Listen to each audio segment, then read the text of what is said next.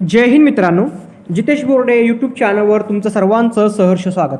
मित्रांनो, आपण येणाऱ्या कंबाईन परीक्षेसाठी म्हणजेच आपल्या कोणत्या 8 ऑक्टोबरच्या एक्झामसाठी आता आपण एक सिरीज सुरू करत आहोत. त्यामध्ये आपण स्टेट बोर्डचे आपण जे काही प्रश्न येते आपण ते घेणार आहोत. म्हणजे कसं, आता आपली 21 तारखेची एक्झाम झाली होती की आपली राज्यसेवाची, त्यामध्ये आपण बघितलं की जास्त करून स्टेट बोर्डवर त्यांचा भर होता. मग आपण काय करायचं, आता आपले जसे जिओग्राफी, पॉलिटी, हिस्ट्री आपले जे पण असेल किंवा त्याचबरोबर इकॉनॉमी असू द्या, मग हे जे प्रश्न याच्यातले प्रश्न जे आहे किंवा सायन्स सगळ्यात जास्त, मग ह्याचे प्रश्न स्टेट बोर्डमधून जास्त येते आपल्याला बघितलं, तर मग आपण काय करायचं, आता स्टेट बोर्डवर जास्त भर द्यायचा. आणि येणाऱ्या दिवसामध्ये आता कमी दिवस राहिले, त्या कमी दिवसामध्ये आपल्याला कोणतं वाचायचं, काय वाचायचं, म्हणजे आपल्याला माहीत झालं पाहिजे काय आपण रिव्हिजन करायची किंवा कोणत्या आता, कारण जास्त वाचण्यापेक्षा आता रिव्हिजनवर जास्त भर देणं महत्त्वाचं राहील. तर फक्त कोणकोणते मेन पॉईंट आहे ते आपल्याला माहीत झालं पाहिजे. आता आपण याच्यामध्ये तेच करणार आहोत. बघा, आता त्याच्यातून आपल्याला एक मार्क फिक्स होणार आहे. भारतातील स्वाभाविक विभाग आहे, त्यामध्ये आपण बघा स्थान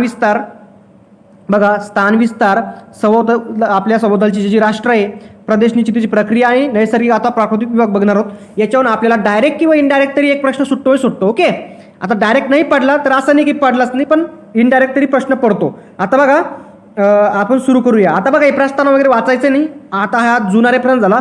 आपल्याला याच्यातलं फक्त काय पाहिजे काय नाही आता ते आपल्याला माहीत पाहिजे. बघा, आता आपल्या यातलं कोणतं लागतं ना ते तुम्हाला मी सांगतो. आता एक आपल्याला स्टेप बाय स्टेप घ्यायचं आहे. ठीक आहे, आता याच्यातलं आपण बघू. आता एक स्टेप बाय स्टेप बघा, आपण बघू आता स्थान आणि विस्तार. बघा, भारताचे स्थान उत्तर आणि पूर्व गोलार्धात आहे. ठीक आहे, एवढं सगळ्यांना माहीतच आहे.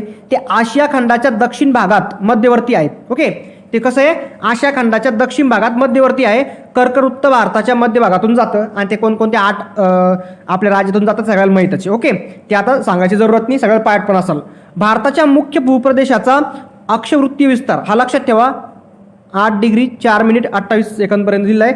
8 लक्षात ठेवायचं फक्त, तर इकडे 37 लक्षात ठेवायचं. ठीक आहे, पण कसं उत्तर आहे लक्षात ठेवा. जर अक्षवृत्ती विस्तार जर विचारला तर उत्तर लक्षात ठेवायचं, आणि त्यांनी जर रेखावृत्ती म्हटलं त्याच्या पुढे पूर्व लागतं एवढं लक्षात ठेवायचं. मग आपलं ऑप्शनमधून एकदम 2 ऑप्शन असेच कटते मग. ओके, जर आपण ते हे लक्षात असलं तर हे कसं आहे, 8 ते 37 आहे लक्षात ठेवायचं. आणि भारताचे दक्षिण टोक बसून 6 डिग्री तर ते 45 मिनिट बसून उत्तर अक्षवृत्ती असून ते इंदिरा पॉईंट हे नावाने ओळखलं जाते. म्हणजे किती सगळ्यात खालचा पॉईंट कोणतं भारताचं, इंदिरा पॉईंट आपण ते म्हणून ओळखलं जातं. आणि हे झालं आता आपल्याला याचं विस्तार. ठीक आहे, याचप्रमाणे अक्षवृत्ती विस्तार आपण पण दिलेला आहे. इथं बघा, हे 29 पासून इतका दिलेला आहे. त्याचबरोबर आपल्याला भारताचा मुख्य भूप्रदेशापासून दूर असलेल्या निकोबार बेटावर आहे. ठीक आहे, हे कुठे आहे, निकोबार बेटावर आहे. कोणतं, इंदिरा पॉईंट कुठे आहे, निकोबार बेटावर आहे, असं त्यांचं म्हणणं आहे. अक्षवृत्ती विस्ताराचा प्रभाव पर्जन्यमान, तापमान आणि दिवस रात्रीच्या कालावधीवर पडतो. ठीक आहे, ते तर सगळ्याला माहीतच आहे, कारण ते आपल्या पर्जन्यमानावर, तापमानावर आणि दिवस रात्रीच्या कालावधीवर त्याचा परिणाम पडतोच. आता हे झालं मेन. आता इथून पुढं काय घ्यायचं काय नाही बघा. आता मेन आपल्याला कोणकोणत्या गोष्टी माहीत पाहिजे, मॅपिंग कशी आपण बघायची. आता बघा, भारताचे स्थान हवा. आता आपले भारताचं स्थान आहे, इथून फक्त काय बघायचं आपल्याला, हे बघा, हे आपलं भारत आहे. आपल्या शेजारील जे राष्ट्र असेल किंवा आपण जेवढे पण समजा मेन समुद्र असेल किंवा महासागर असेल ते आपल्याला माहीत झालं पाहिजे. बघा, खाली हिंदी महासागर, इकडे पॅसिफिक महासागर आहे, आशिया खंड, आफ्रिका खंड. ठीक आहे, इथं अटलांटिक महासागर आहे, इथे उत्तर अमेरिका, दक्षिण अमेरिका. म्हणजेच आपल्या डोळ्यासमोर असं एक म्हणजे आपल्याला आला पाहिजे मॅप की कोणतं काय ठिकाणी. ठीक आहे, मग त्याच्यावर आपण एक अंदाज लावू शकतो, कारण डायरेक्ट प्रत्येक प्रश्न उत्तर आपल्याला डायरेक्ट येईल असं नसतं मित्रांनो. त्याच्यामुळे आपल्याला काहीतरी गेस करावाच लागत असतो, म्हणून असे मॅपिंग आपल्याला माहीत पाहिजे. आता बघू आपण आपल्याला मेन जे घ्यायचं ते आता आपण बघू. ओके, बघा, आता हे आपल्याला माहीत पाहिजे काय, कन्याकुमारीजवळ सर्वात मोठा दिवस व सर्वात लहान दिवस याच्यातील फरक किती आहे, 45 मिनिटाचा आहे, एवढं लक्षात ठेवा. तर हाच फरक जर आपण लेह आणि लडाखला जर केला तर तो 4 तासाचा असतो, एवढं लक्षात ठेवायचं. तो किती आहे, 4 तासाचा आहे. म्हणजे आपण जर कुठं केला, कन्याकुमारीजवळ सर्वात मोठा आणि सर्वात लहान दिवसाचा फरक 45 मिनिटाचा आहे फक्त. पण हा जर फरक आपण लेह आणि लडाखला जर गेलो ना तर त्या ठिकाणी 4 तासाचा एवढं लक्षात ठेवायचं. ठीक आहे, आणि भारताचा रेखावृत्ती विस्तार बघा, हे बा 68 ते 97 पूर्व असं लक्षात ठेवायचं. बस एवढं जरी लक्षात ठेवलं तरी भरपूर झालं. 68 97 बस एवढं लक्षात ठेवायचं. एवढं लक्षात ठेवलं आपलं अक्षवृत्ती आणि रेखावृत्त दोन्ही पण काय होऊन जातं, पार होऊन जातं. ठीक आहे, आता बघा, आता कोणतं लक्षात ठेवायचं. बघा, पूर्वेला काय, अरुणाचल प्रदेशमध्ये किबुथू गाव एक. ओके, आणि पश्चिमेला आपलं गुजरात आहे, तिथं सरखाडाजवळ घुवर गोटा आहे. ठीक आहे, येथील सूर्योदयातील वेळेचा फरक किती दिले, 116 मिनिटाचा आहे. किती, 116 मिनिटाचा दिले सूर्योदयातील फरक दिले. म्हणजे सरळ सरळ किती साईन 2 12 म्हणजे सरळ सरळ 2 तासाच्या आसपास आपला फरक आहे तो. ठीक आहे. मग आता आपल्याला बघायचं आहे की किबुतू हे कुठे आहे, अरुणाचल प्रदेशच्या म्हणजे सगळ्यात आपल्या भारताचा सर्वात पूर्वेकडील तो जिल्हा असणार आहे. ठीक आहे, किंवा गाव असणार आहे. आणि हे घुवरगोटा जे गाव आहे ते पश्चिमेकडील सर्वात म्हणजे आपल्या भारताचा सर्वात पश्चिमेकडील असणार आहे. कोणता? घुवरगोटा. मग या दोन्हीतील फरक किती म्हणतं ते 116 मिनिटाचा आहे. ठीक आहे. अलाहाबादहून जाणारे 82 डिग्री 30 मिनिट पूर्व रेखावृत्त आहे. ओके, हे आपले रेखावृत्त आहे आणि प्रमाण रेखावृत्त आपण त्याला म्हणतो. आणि भारताचे प्रमाण वेळ जी असते म्हणजे IST ती कशी आहे, ही अलाहाबादच्या स्थानिक वेळेनुसार निश्चित केली आहे. कोणत्या? अलाहाबादच्या. एवढं लक्षात ठेवायचं असतं की आलंच समजा असं काही असा प्रश्न येत नसतो, पण लक्षात ठेवायचं की अलाहाबादच्या स्थानिक वेळेनुसार ती निश्चित केलेली आहे. ठीक आहे. आता आपल्याला याच्यात बघासारखं काय, बघा पुढची गोष्ट बघा. आता याच्यात बघासारखं काय आहे की हिंदी महासागर एक असं महासागर की ज्याचे नाव एका देशावरून ठेवले गेले आहेत. जाऊ द्या, ते आता हिंदी ते जाऊ द्या, ते सोडून द्या, याचा असाही प्रश्न येत नाही. क्षेत्रफळाच्या दृष्टीने भारत व जगातील 7व्या क्रमांकाचा सर्वात मोठा देश आहे. ठीक आहे, भारत. त्याचे क्षेत्रफळ किती आहे हे बघा, एवढं लक्षात ठेवायचं. किती? 32,87,263 चौरस किलोमीटर आहे. पण आता एवढं फॅक्च्युअल पूर्ण वाचच कशाला, 32,87 लक्षात ठेवायचं फक्त. 32,87 बस झालं. एवढं जरी लक्षात असलं तरी आपलं पुढचं निघून जातं. ठीक आहे. आता बघा, गुजरातच्या पश्चिमेकडील टोकापासून अरुणाचल प्रदेशच्या पूर्व टोकापर्यंत एक अंतर किती आहे? 2,993. म्हणजे कसं, हे अंतर पूर्व पश्चिम अंतर म्हणतात ते. आणि दक्षिण उत्तर अंतर, हे दक्षिण उत्तर अंतर किती आहे? 3,214. ओके, हे 2,993 आणि हे किती आहे? 3,214. म्हणजे दक्षिण ते उत्तर जे आपलं किती? 3,214 म्हणजे जास्त आहे. ठीक आहे, एवढं लक्षात ठेवायचं. आणि भारताची भूसीमा 15,200 किलोमीटर लांबीची आणि सागरी भूसीमा 7,507 किलोमीटर लांबीची, एवढं लक्षात ठेवायचं. ओके, हे विचारता आयोग किती सागरी किती आहे? सागरी किनारा 7,517 किलोमीटरचा आहे आणि भारताची भूसीमा टोटल किती आहे? 15,200. ठीक आहे, किलोमीटर लांबीची, एवढं लक्षात ठेवायचं. हे दोन फॅक्च्युअल आहे, एवढं लक्षात ठेवलं तरी आपलं प्रश्न सुटते. ठीक आहे. हे बघा, आता याच्या चार्टमध्ये दिलेलं आहे. ठीक आहे, की पूर्वला कोणता आहे, आपल्या याच्यात कोणतं आहे बघा, हे लक्षात ठेवायचं फक्त. बघा, पूर्वला किबुथू अरुणाचल प्रदेशमध्ये, सगळ्यात उत्तरला कोणता आहे? दप्तार आहे जम्मू काश्मीरमधला. ठीक आहे. दक्षिणला कन्याकुमारी म्हणजे आपल्याला इंदिरा पॉईंट, किंवा दक्षिण जर भारताचा जर म्हणला आपल्या भूसीमाचा तर ती तमिळनाडूमध्ये येतो. कोणता? कन्याकुमारी. पण जर सगळ्यात खालचा म्हटलं तर कोणता येतो? इंदिरा पॉईंट येतो, निकोबार बेटामधला. पश्चिममधला जर म्हटलं तर घुमरगोटा येतो गुजरातमधला, एवढं लक्षात ठेवायचं. आणि सर्वाधिक उंच जर म्हटलं तर आपल्या भारतातील सर्वात उंच कोणता आहे? माउंट म्हणजे आपण त्याला K2 म्हणतो. ओके, गॉडविन ऑस्ट्रेलिया आपण त्याला म्हणतो. ओके, माउंट एव्हरेस्ट नाही बरं का, माउंट एव्हरेस्ट आपल्या भारतातील बघा तो नेपाळमध्ये पडतो. ओके, त्याच्यामुळे तो येत नाही. हा 2 नंबरचा आहे, तो सगळ्यात उंच आहे. आता याची उंची किती? 8,611 किलोमीटर आहे. कोणती आहे? 8,611. लक्षात ठेवायचं, याच्यावर आयोग प्रश्न फिरवते. ठीक आहे. भूभागातील खोल बिंदू म्हणजे कोणता आहे हे बघा. आता इथं हा जो आहे कुट्टानद 2.2 मीटर आहे. ओके, केरळमधला आहे, एवढं लक्षात ठेवायचं. आणि हे कोणत्या रांगामध्ये हे पण लक्षात ठेवा. आता हे K2 कोणता आहे? काराकोरम रांगा. या रांगावर प्रश्न फिरवतो आयोग आणि याच्यावर मुलं जास्त गलती करते. ओके, लक्षात ठेवायचं, काराकोरम रांगामध्ये येतो. कोणता? K2 सर्वात उंच, भारतातला सर्वात उंच कोणता आहे? काराकोरम रांगामध्ये. ओके, काला झापी लक्षात ठेवायचं. सगळ्यात वरती कोणती? काराकोरम, नंतर लद्दाख. ओके, काला झापी, नंतर झास्कर आणि सगळ्यात खाली पी म्हणजे पीरपांजाल. ठीक आहे, आणि त्याच्या खाली शिवालिक वगैरे टेकडे असते. ओके, एवढं लक्षात ठेवायचं. हा रेंज जर लक्षात ठेवला तरी आपला जर एक प्रश्न जर विचारला समजायच्यावर तर प्रश्न सुटते. बरेच वेळेस याच्यावर प्रश्न विचारलेले आहेत. ओके, एवढं लक्षात ठेवायचं. आता आपण बघू भारत आणि सौदेल राष्ट्रे. आता हे का बघायचे? कारण याच्यावरून सुद्धा मित्रांनो बरेच वेळा डायरेक्ट किंवा इनडायरेक्ट तरी प्रश्न, म्हणजे डायरेक्ट तर प्रश्न येत नसतात पण इनडायरेक्ट प्रश्न त्याच्यावर सुटतो. आता कसं बघा, आता हे आपलं भारत आहे तर आपल्या भारताच्या आसपासचे आपल्याला माहीत पाहिजे. बघा, नेपाळ, चायना, भूटान, बांगलादेश, ह्या साईडला म्यानमार आहे. ठीक आहे, नंतर इकडं बंगालचा उपसागर आपला माहीत पाहिजे, इकडे श्रीलंका. ठीक आहे, नंतर इकडे अरबी समुद्र, पाकिस्तान, अफगाणिस्तानची सुद्धा थोडीशी बॉर्डर लागलेली आहे. मग आपल्याला एवढं माहीत पाहिजे की कोणकोणत्या याच्या ज्या आपल्या सीमारेषा आहे, कोणकोणत्या राष्ट्र असे आहे की त्या आपल्या सागरी सीमा लागलेल्या आहे, कोणकोणत्याच्या भूसीमा लागलेल्या आहे ते आपल्याला माहिती पाहिजे मित्रांनो. सर्वात जास्त सीमा कोणची लागली तर बघा इथे बांगलादेशची, बघा एवढी लागली. ओके, सगळ्यात जास्त बांगलादेश आहे, नंतर चायनाचं येणार. ओके, एवढं लक्षात ठेवा. मग सगळ्यात कमी म्हणतात कोणती? अफगाणिस्तानची. ओके, ती सगळ्यात कमी लागली, फक्त ती बघा या साईडला वरच्या टोकाला थोडीशी लागलेली आहे. मग एवढं आपल्याला लक्षात पाहिजे की कोणती सीमा किती लागलेली आहे, काय लागलेली आहे. तर याच्यावर आपण काय करू शकतो, आपलं जे हे उत्तर आहे आपण त्या ठिकाणी जर आपल्याला माहीत असली या गोष्टी तर याचा आपण आयडिया लावून काढू शकतो. ओके, म्हणून हे लक्षात ठेवायचं. आता पुढचं बघा, हां, आता हा चार्ट पण महत्त्वाचा आहे. आता हे एकदम काळजीपूर्वक वाचायचा आणि झाला पाठ तर पाठ करायचा, पण पाठ करण्यापेक्षा लक्षात ठेवायचं. बघा, भूसीमेवर असणारे राज्य, देशाचे नाव दिले आणि भूसीमेच्या लांबीची टक्केवारी दिली. बघा, आता पाकिस्तानला कोणकोणते? गुजरात, राजस्थान, पंजाब, जम्मू काश्मीर एवढे राज्य लागते. ठीक आहे, बघा एवढे आहे. तर हे एवढे पाकिस्तान लागते आणि भूसीमाची लांबीची टक्केवारी किती आहे? म्हणजे 22%. आता आपण बघू कोणत्याला सगळ्यात जास्त टक्केवारी. ठीक आहे, सगळ्यात जास्त टक्केवारी तर आपल्याला माहीतच आहे, बांगलादेशला यायला पाहिजे. ठीक आहे, आता ही किती आहे? 22%. अफगाणिस्तान सगळ्यात कमी आहे. ठीक आहे, कोणती? फक्त जम्मू काश्मीर लागती. बघा 0.70 दिले. ठीक आहे, नंतर चायना येतो. चायनाला जर आपण म्हटलं तर किती आहे? जम्मू काश्मीर, हिमाचल प्रदेश, उत्तराखंड, सिक्कीम, अरुणाचल प्रदेश एवढ्याची ज्याला सीमा लागती आणि ते 23%, म्हणजेच पाकिस्तानपेक्षा जास्त आहे. ठीक आहे, 1% कशाची? चायनाची. नंतर नेपाळ जर म्हणलं आपण तर नेपाळमध्ये उत्तराखंड, नंतर उत्तर प्रदेश, बिहार, पश्चिम बंगाल, सिक्कीम एवढ्याची बॉर्डर त्याला लागते आणि ते किती आहे? 12%. ठीक आहे, 12%. भूटान म्हणलं, भूटान एक छोटासा देश आहे.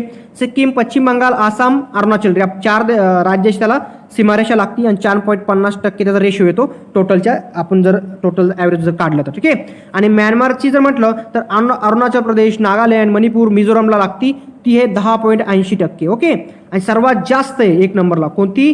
पश्चिम बंगाल, आसाम, मेघालय, त्रिपुरा आणि मिझोराम या राज्याला लागती, या 5 राज्याला लागती बांगलादेशची बॉर्डर. 27% सगळ्यात जास्त. 2 नंबर कोणती? मग आपली चायना आणि 3 नंबर कोणती?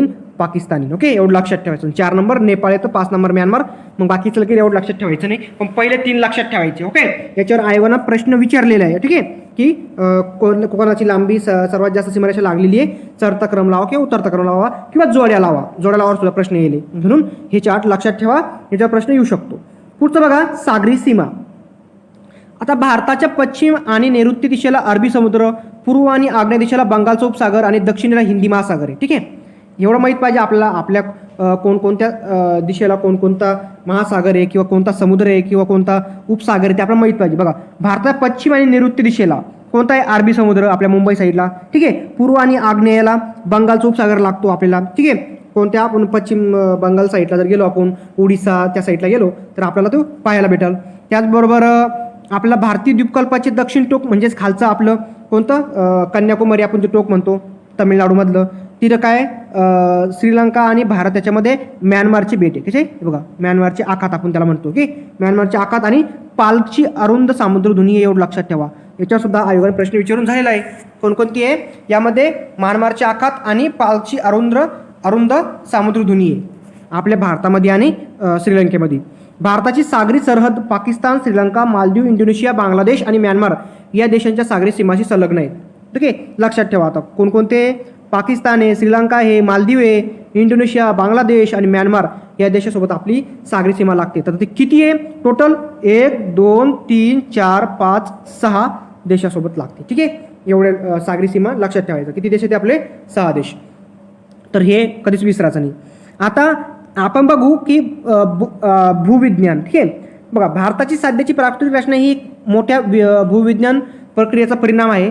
भारत हा वैविध्यपूर्ण भूविज्ञान वैशिष्ट्यासाठी तसेच विविध खनिजासाठी प्रसिद्ध आहे. ठीक आहे, खनिज वगैरे तर आहेच, प्रत्येक राज्यामध्ये वेगवेगळं आपल्याला पाहायला भेटतंच. भारताचे भूविज्ञानदृष्ट्या सर्वसाधारण 3 विभाग आहेत: हिमालय पर्वतरांगा, गंगेचे मैदान, त्याचबरोबर आपण जर म्हटलं आणि द्विकल्पीय पठार. ठीक आहे, बघा 3 विभाग पडते आपले, लक्षात ठेवा भारताचे. एक हिमालय पर्वतरांगा, गंगेचं मैदान आणि द्विकल्पीय पठार. ठीक आहे, याच्यानुसार आपल्याला अभ्यास वेगळा करावा लागतो. हिमालयन पर्वताचा वेगळा, गंगेचे जे मैदान जे खोरं येतं आपण गंगेचं खोरं जे म्हणतो ते, आणि द्विकल्पीय पठार. ओके, याच्यानुसार जर आपण सिस्टमॅटिक अभ्यास केला तर आपले मार्क्स कुठं जात नाही मित्रांनो. एकदम इजी आहे प्रश्न, म्हणजे एकदम इजी असतं ते अभ्यास करायला. मग आता बघा, सुरुवातीच्या काळामध्ये सर्व भूप्रदेशाचे एकच वैश्विक महाखंड होता, त्याला आपण पॅन्जिया म्हणू लागतो. काय? पॅन्जिया. ठीक आहे, एकच भूखंड होता, त्याला आपण पॅन्जिया म्हणू लागतो. हा पण आयोगाने प्रश्न विचारून झाला आहे.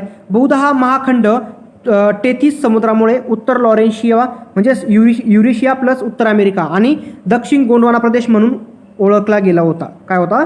एवढं लक्षात ठेवायचं. आता एवढं काही नाही आहे, कारण याच्यावर प्रश्न आता हे झालेला आहे, पण बार याच्यावर प्रश्न यायची एवढी की शक्यता नाही आहे, पण तरी माहिती असू द्यायची. ओके, गोंडवाना हा एक मोठा भूभाग होता, त्यात दक्षिण अमेरिका, आफ्रिका, भारत द्वीपकल्प म्हणजे आपण आता द्वीपकल्पीय भाग जे म्हणतो त्यात भारत येतो. ओके, ऑस्ट्रेलिया आणि अंटार्क्टिका यांचा समावेश होतो. ठीक आहे. पूर्वीचा अंतर्गत भागातील ऊर्ध्वगामी प्रवाहामुळे भूकवचाचे विभाजन झाले आणि गोंडवाना भूभागापासून अलग झाल्यानंतर इंडो ऑस्ट्रेलियन भूपट्टा उत्तरेकडे वाहत जाताना व भूपट्ट्याची युरेशियन या मोठ्या भूपट्ट्याची टक्कर झाली. ठीक आहे. आणि त्याच्यामुळे मग काय ते आपण माहितीच आपल्याला त्याचं कारण की ते तयार झालं. बघा आता ही जी माहिती आहे, आता ही एवढी की आपण पाठ करायची नाही, आपली सरळ सरळ जे मुलं अभ्यास करते 2-3 वर्ष त्यांना सगळं माहीत असायची गोष्टी. ओके, कसं झालं होतं, काय काय झालं होतं. आपल्याला फक्त काय करायचं आहे, मेन पॉईंटवर लक्ष द्यायचं आहे. कारण आपलं प्रत्येक गोष्ट आता पूर्ण स्टेट बोर्ड वाचण्याला, पूर्ण बुक वाचण्याला आपल्याकडे वेळ नाही आहे. आपल्या मेन गोष्टीवरच नजर मारायची आहे, त्यातून आपल्याला मार्क्स काढायची. ठीक आहे. आता आपण बघू मेन गोष्टी. ठीक आहे. बघा आता हे जे झालं, आता आपण याच्यात ज्वालामुखी घडले किंवा बेटे वगैरे ते सोडून द्या. आता आपल्याला मेन गोष्टी याच्यात बघायचे. बघा आता आपण काय बघायचं याच्यामधलं आपलं, की सगळ्यात महत्त्वाची गोष्ट आहे प्रदेश निश्चितीची प्रक्रिया. म्हणजे कसं झालं, प्रदेश म्हणजे काय. ठीक आहे. ते तर झालं आता हे भौगोलिकदृष्ट्या. आता आपण बघू मेन फॅक्टवर जो आपल्या. बघा प्रादेशिक श्रेणीरचनेत उच्च स्तरावर प्रत्येक प्रदेश हा मोठा अधिक गुंतागुंतीचा पण सार्वत्रिकरण केलेला असतो. प्रशासकीय प्रदेशाची श्रेणी रचना देश, राज्य, जिल्हा, तालुका, गट याप्रमाणे असू शकते. ठीक आहे. हे एवढं एकदम लॉजिकल झालं. आपल्याला एवढं की त्याच्यावर जायचं नाही आहे. आता आपण याच्यातून काय मेन भेटतं आपल्याला तेच घ्यायचं आहे. नैसर्गिक किंवा प्राकृतिक विभाग आपण बघू. आता कसे बदले बघा. आता हे प्राकृतिक विभाग पुढीलप्रमाणे आहेत. आता आपल्याला फक्त डायरेक्ट विभाग बघायचे कोणकोणते काय काय.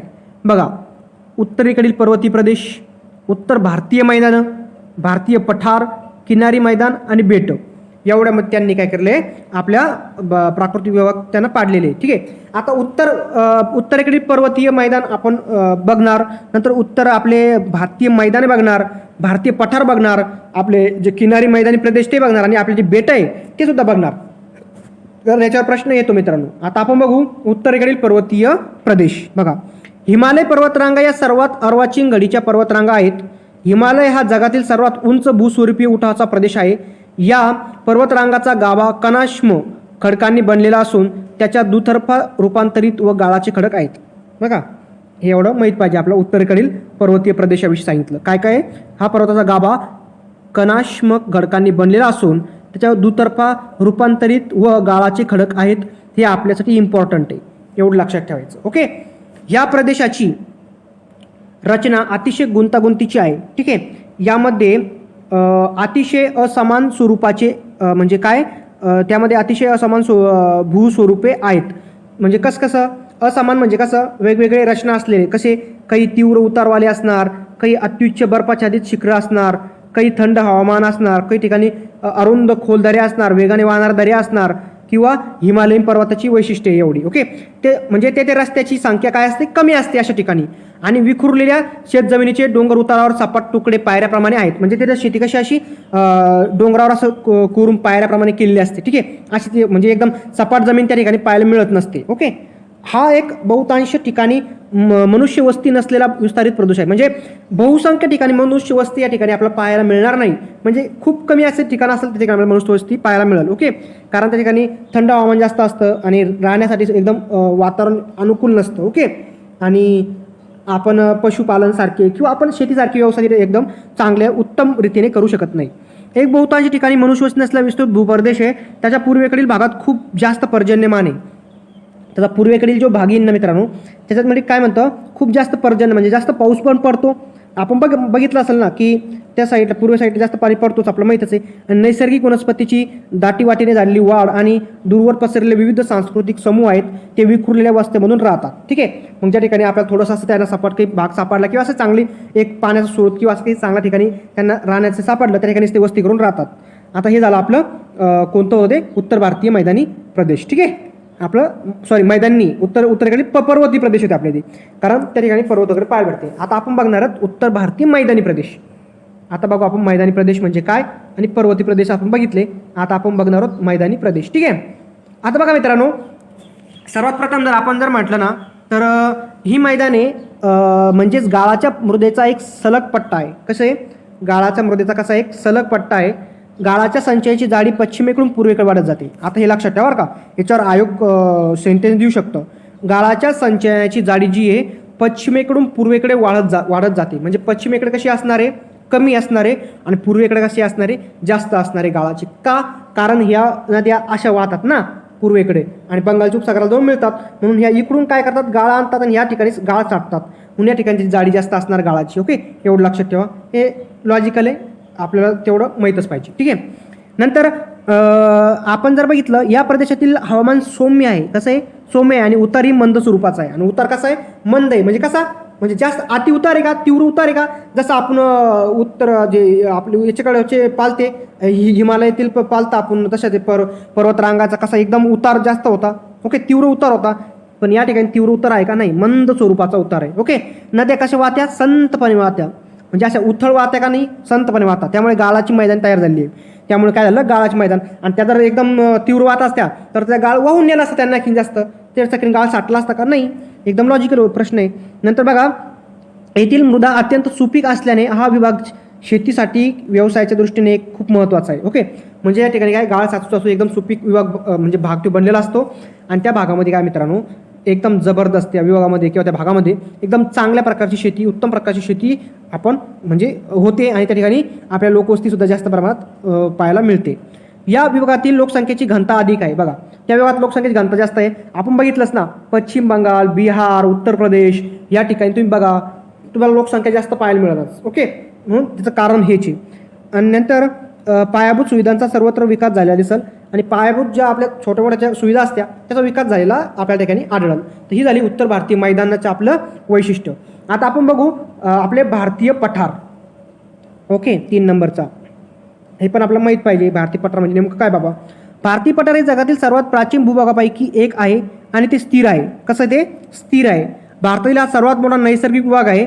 या प्रदेशाचा आकार त्रिकोणी आहे. कसा आहे? असा त्रिकोणी आकार आहे. ठीक आहे. आता आपण बघणार पुढं, ते प्राचीन अग्निजन्य व रूपांतरित खडकापासून बनलेलं आहे. बघा, आता आपल्याच्यातून घ्यायचं काय ते आता आपल्याला कळायला पाहिजे. तो कसा बनलेला आहे म्हणतं? तो प्राचीन अग्निजन्य आणि रूपांतरित खडकापासून बनलेला आहे. तर प्रश्न येऊन पण गेलेला आहे आणि येऊ पण शकतो पुन्हा सेंटेन्स वाईज असा की भारतीय पठार हे प्राचीन अग्निजन्य व रूपांतरित खडकापासून बनलेले आहे. त्या ठिकाणी ते दुसरं पण टाकू शकते काही ऑप्शन. ठीक आहे, किंवा ऑप्शन म्हणजे ते सेंटेन्समध्ये काही बदल पण करू शकते. तुम्हाला आपल्याला तेवढं ओळखता आलं पाहिजे. येथील भूरूपांची अनेक वैशिष्ट्य प्रस्तरभंग आणि ज्वालामुखीच्या हालचालींनी बनलेले आहेत. ठीक आहे, म्हणजे इथलची जी भूरूपांची अनेक वैशिष्ट्य कसे प्रस्तरभंग आणि ज्वालामुखीच्या हालचालीपासून ते बनलेले, एवढं लक्षात ठेवायचं. आणि क्षितिज समांतर पसरलेला घनरूप लावारसाचा थर हे या प्रदेशाचे वैशिष्ट्य आहे. म्हणजे क्षितिज समांतर पसरले घनरूप लावाचा थर जे या प्रदेशाचं काय आपलं ते त्यांचं काय म्हणणं आहे वैशिष्ट्य आहे. आणि खडकाळ टेकड्या, पठारे, विखुरलेल्या कमी उंचीच्या टेकड्या आणि अनेक प्रस्तरभंग दिसून येतात या ठिकाणी. आणि मनुष्य वस्त्यांचे वितरण असमान आहे. ओके, म्हणजे कसं समान नाही आहे, म्हणजे असमान आहे. काही ठिकाणी जास्त आहे, काही ठिकाणी कमी आहे, काही ठिकाणी असं तुरळक म्हणजे एकसारखे नाही आहे. जसं आपण उत्तरी मैदानी प्रदेशमध्ये बघितलं की त्या ठिकाणी तर लोकसंख्येची घनता जास्त असेल, जास्त करून लोक त्या ठिकाणीच राहतात. पण या ठिकाणी असं नाही आहे. या ठिकाणी काही ठिकाणी जास्त तुम्हाला बघायला पण मिळेल आणि काही ठिकाणी कमी पण बघायला मिळेल. ओके, कारण त्याचं कारणच ते ना, कारण या ठिकाणी भूरूपांची संख्या ती असं सारखीच नाही आहे. काही ठिकाणी पठारं पाहायला मिळतं, काही खडकाळ टेकड्या पाहायला भेटन, कमी उंचीच्या टेकड्या पाहायला भेटन. ओके, त्याच्यामुळं या ठिकाणी असं होतं. आणि या प्रदेशात सुपीक काळी मृदा आपल्याला पाहायला मिळते. फॉर एक्झाम्पल आपलं महाराष्ट्र. ठीक आहे, त्याच्यामुळं आपल्याकडे कसं आहे काळी मृदा जास्त करून पाहायला मिळते. हा प्रदेश खनिज संपत्तीने संपन्न आहे. या ठिकाणी सर्वात जास्त जर खनिज संपत्ती म्हटली तर आपल्या प्रदेशामध्ये कोणत्या भारतीय पठारीमध्ये आपल्याला पाहायला भेटतात. ओके, खनिज संपत्तीने कसं आहे संपन्न आहे. ठीक आहे, एवढं लक्षात ठेवायचं. आता हे झालं आपलं भारतीय पठाराविषयी. आता आपण बघू किनारी मैदानी प्रदेश. ठीक आहे, आता आपण बघू किनारी मैदानी प्रदेश. स्थानानुसार हा प्रदेश 2 विभागात विभागला जातो. एक आहे पश्चिम किनारी मैदानी प्रदेश आणि एक पूर्व किनारी मैदानी प्रदेश. ठीक आहे, आता आपण एक स्टेप बाय स्टेप घेऊ. बघा, आता आपल्याला बघायचं आहे पश्चिम किनारी मैदानी प्रदेश. ठीक आहे, आता याच्यामध्ये जर आपण बघायचं म्हटलं मित्रांनो पश्चिम किनारी मैदानी प्रदेशमध्ये तर मोसमी नद्या, उंच उठाव. बघा, मोसमी नद्या आहे, उंच उठाव पण आहे, विच्छेदित भूभाग पण आहे, प्रस्तरभंग झालेला संरचना आहेच. कारण हा भाग कशाचा येतो मित्रांनो, आपण आत्ताच बघितलं पठार विभागाचा येतो म्हणून, ते पण येणारच झालं. त्याचबरोबर दंतूर किनारपट्टी म्हणजे जशी आपली कोकणची किनारपट्टी आपण म्हणतो ती, घळ्या, तीव्र उताराचे कडे व पश्चिम किनारी प्रदेशाचे वैशिष्ट्य आहेत या ठिकाणी. ओके, आणि या किनारपट्टीवर अनेक खाड्या, भूशिरे, एकमुखी नद्या, खाजण, दलदल पश्चिम जल, क्षारयुक्त पाणथळ जमीन, खारफुटीची अथवा कच्छ वृक्षाची वने, स्वच्छ आणि सुंदर किनारे सुद्धा आपल्याला त्या ठिकाणी पाहायला मिळणार. हे पश्चिम किनारी मैदानाचं वैशिष्ट्य आपण पाहिले. ठीक आहे, एवढं आपण लक्षात ठेवायचं. आता आपण बघू पूर्व किनारी मैदानाची प्रदेशमध्ये काय काय पाहायला भेटतं बापा. त्रिभुज मैदानी हे पूर्वेकडील किनारी मैदानाचे वैशिष्ट्य आहे. त्याचबरोबर ही मैदाने नद्यांनी वाहून आणलेल्या गाळाच्या संचयामुळे निर्माण झाली आहे. बघा, पूर्व किनारी मैदान प्रदेश कशी झाली आहे, नद्यांनी वाहून आणलेल्या गाळाच्या संचयनामुळे निर्माण झाली आहे. एवढं लक्षात ठेवा. निक्षेपण, संचयन हे लक्षात ठेवा, यात आयोग फसवतो. कशामुळे तयार झाली आहे, गाळाच्या संचयनामुळे निर्माण झाली आहे. जसं महानदी असू द्या, गोदावरी, कृष्णा, कावेरी या नद्यामुळे तयार झालेले विस्तृत त्रिभुज प्रदेश या किनारपट्टीची वैशिष्ट्य आहे. ठीक आहे, या मेन नद्यामुळं ते त्या ठिकाणी संचयन, गाळा संचयनामुळे ते निर्माण झालेलं आहे. कसं, पूर्व किनारी मैदानी प्रदेश. आता हे आपण दोन बघितले, उत्तर भारतीय मैदानी प्रदेश आपण याच्यामधलं ते पण बघितलं, आपलं पठारी पण बघितलं. नंतर पठारी झाल्यानंतर आपण किनारी मैदान प्रदेश बघितलं. त्या किनारी मैदान प्रदेशमध्ये आपण दोन बघितले, कोणकोणते, पश्चिम किनारी मैदान प्रदेश आणि पूर्व किनारी मैदान प्रदेश. आता आपलं राहिलं मित्रांनो बेट. याला पण दुर्लक्ष करून चालणार नाही, कारण बेटावर सुद्धा आयोग प्रश्न विचारू शकतो. आयोग कोणत्या याच्यावर फिरवून सांगता येत नाही ना. बघा, आता बेटांचे दोन विभाग पडते, अरबी समुद्रातील बेटं आणि बंगालच्या उपसागरातील बेटं. ठीक आहे, आता अरबी समुद्रातील जर बेटं म्हणणार मित्रांनो, तर लक्षद्वीप, मिनिकॉय आणि अमनदिवी बेटे ही अरबी समुद्रातील बेटाचा समूह आहे. ठीक आहे, लक्षद्वीप, मिनिकॉय आणि अमनदिवी ही बेटे कशी आहे, अरबी समुद्रातील बेटाचा समूह आहे. भारताच्या नैऋत्य किनाऱ्यापासून 200 ते 440 किलोमीटर दूर हे स्थित आहे. भारताचा जो नैऋत्य आपलं जे किनारा जे आहे त्याच्यापासून 200 ते 440 किलोमीटर हे स्थित आहे. ही बेटे म्हणजेच भारताचा सर्वात लहान केंद्रशासित प्रदेश आहेत. ओके, आता ही बेटे म्हणजे काय, भारताचा सर्वात लहान केंद्रशासित प्रदेश आहे. कोणतं, लक्षद्वीप, मिनिकॉय, अमनदिवी. ओके, या केंद्रशासित प्रदेशाची राजधानी कवारत्ती आहे. लक्षद्वीपची आपल्याला माहिती आहे कोणती, कवारत्ती, म्हणून हे लक्षात ठेवायचं. हे सोपं आहे, त्याचं काही एवढं नव्हतं. आता पुढचं बघू आपण बंगालचा उपसागरातील बेटं. एक मध्यवर्ती पर्वतरांग आणि त्या बेटावर अनेक अरुंद दऱ्या आणि उत्तर अंदमान बेटाची प्राकृतिक वैशिष्ट्ये आहेत. ठीक आहे, आणि छोटा अंदमान जवळ सपाट आहे. छोटा अंदमान जवळजवळ कसा आहे, सपाट आहे. फक्त त्याच्या उत्तरेला काय, टेकड्याची रांग आपल्याला पाहायला मिळते. आणि निकोबार बेट जर आपण म्हटलं तर ही जलमग्न पर्वतरांगेची शिखरे आहेत आणि हा भाग प्रामुख्याने डोंगराळ आहे. ठीक आहे, छोट्या प्रवाहांनी त्याचा पृष्ठभाग ठिकठिकाणी अपक्षरण केला आहे आणि प्रवाहामुळे तयार झालेल्या खोलगट भागात गाळ साचून त्याची गाळाची मैदान तयार झाली आहेत. ठीक आहे, कुठं, निकोबार बेटामध्ये. एवढं लक्षात ठेवायचं. म्हणजे हे दोन अंदमान निकोबार हे बेट आहे, हे आपण बंगालच्या उपसागरात आहे, एवढं लक्षात ठेवायचं. ठीक आहे, आता आपण हे बघितलं याच्याविषयी. हे बघा, नकाशामध्ये जर बघायचं म्हटलं आपल्याला, हे भारतीय प्रमुख प्राकृतिक विभाग आपण बघितले. हे बघा, यानुसार आपण बघितलं. आता नकाशामध्ये जर बघायचं म्हटलं ना, तर हे बघा, आपलं पश्चिम हिमालय हा तुम्हाला बघायला मिळेल. ठीक आहे, हे पूर्वांचल हिमालय ह्या साईड आहे बघायला मिळेल, पूर्व हिमालयाचा भाग आहे. हे बघा, भारतीय मैदानी प्रदेश आपण बघितले ना. बघा, हे बघा, भारतीय मैदानी प्रदेश. मध्यवर्ती उच्चभूमी आपण बघायला म्हटलं. द्विकल्पी पठार आपण बघितले होते या ठिकाणी. पश्चिम किनारपट्टी आपण बघितली. त्याबरोबर आपली पूर्व किनारपट्टी आपण हे बघा, या साईडला पूर्व किनारपट्टी दिसते का, पूर्व किनारपट्टी. हे आपली बेटं बघा, लक्षद्वीप वगैरे बेटं. ठीक आहे, हे आपण नकाशात बघितलं ना, तर आपलं अंदमान निकोबारची बेटं पण आपण बघितले. ठीक आहे, तर अंदमान निकोबारची बेटं बघा, हे बघा या ठिकाणी. ठीक आहे, दिसले, हे बघा लक्षद्वीपची बेटं, हे आपण बघितलं त्यावेळेस. म्हणजे एकदम इजी मित्रांनो, एवढं अवघड नाही. ठीक आहे, पण एकदा कसं आपण नजरे खालून घातलं ना, तर आपल्याला उत्तर मग आपलं एकदम इजी होतं. बघा, आता हा चार्ट आपल्याला बघायचं मित्रांनो. हा चार्ट बघितला की आपलं काय होऊन जातो, हा चॅप्टर पूर्ण होऊन जातो आणि याच्यावर आपला एक मार्क फिक्स होऊन जातो. बघा, आता एवढं बघायचं आपल्याला की भारताचे प्राकृतिक विभाग आणि प्रदेश आपल्याला बघायचे. उत्तरेकडील मैदानी प्रदेश आपण आत्ताच बघितलं, पण आता चार्टनुसार आपण बघू, म्हणजे एकदम इजी होऊन जाईल. बघा, पश्चिम हिमालय, मध्य हिमालय, पूर्व हिमालय. टक्केवारी किती टोटल, 15%. म्हणजे ह्याच्यावर आयोगाने प्रश्न विचारून झालेला आहे. ठीक आहे, की उत्तरेकडील पर्वतीय प्रदेश आपल्या भारतात किती टक्के भाग व्यापते, तर ते किती, 15%. ठीक आहे, लक्षात ठेवायचं. आणि उत्तर भारतीय मैदाने किती टक्के व्यापते, 32%. त्याच्यामध्ये पश्चिम मैदान येईल, मध्य मैदान आणि पूर्व मैदान येते. ओके, ते 32% व्यापतं. आणि सगळ्यात जास्त जर म्हटलं तर कोणता आहे मित्रांनो, ते आपल्याला माहीत पाहिजे. तो आहे आपला भारतीय पठार, घाट आणि किनारी मैदान प्रदेश आणि बेटं, हे तिन्ही मिळून 53% त्यामध्ये मध्य पठारे, दक्षिणेकडील पठारे, पश्चिम घाट व पूर्व घाट, पश्चिम किनारी मैदानी प्रदेश, पूर्व किनारी मैदानी प्रदेश, अरबी समुद्र बेटे आणि बंगालच्या उपसागरातील बेटं. तर हे माहीत पाहिजे आपला कोणकोणते किती टक्के भाग व्यापते. तर उत्तरेकडील पर्वतीय प्रदेश जे ते 15% आपला भारताचा म्हणजे व्यापतात. उत्तर भारतीय मैदाने 32% व्यापतात आणि बाकीचं उरलेलं आपलं भारतीय पठारं, घाट आणि किनारी मैदान प्रदेश, बेटं वगैरे ते आपले 53% भाग व्यापतात. म्हणजे हे टोटल 50% भाग जास्त भाग व्यापतात आणि हे दोघं मिळून वरचे 50% भाग व्यापतात असं लक्षात ठेवायचं. ठीक आहे. त्याच्यापैकी फक्त 15% कसं आहे हिमालय पर्वत वगैरे आपलं जे हिमालयीन भाग जो आहे आपला उत्तरी पर्वतीय भाग तो 15% व्यापतो एवढं लक्षात ठेवायचं. याच्यावर आयोगाने प्रश्न विचारून झालेला आहे. ठीक आहे. तर बघा मित्रांनो आता आपण हे बघितलं याच्यानुसार जर आपण असंच जर अभ्यास केला ना प्रत्येक एक चॅप्टर आपण भूगोलच्या काहीच नाही 6-7 चॅप्टर फक्त भूगोलाचे असे मेन ते जर केले तर आपले 7-8 मार्क कुठंच नाही गेले लगे एकदम इझी समजा.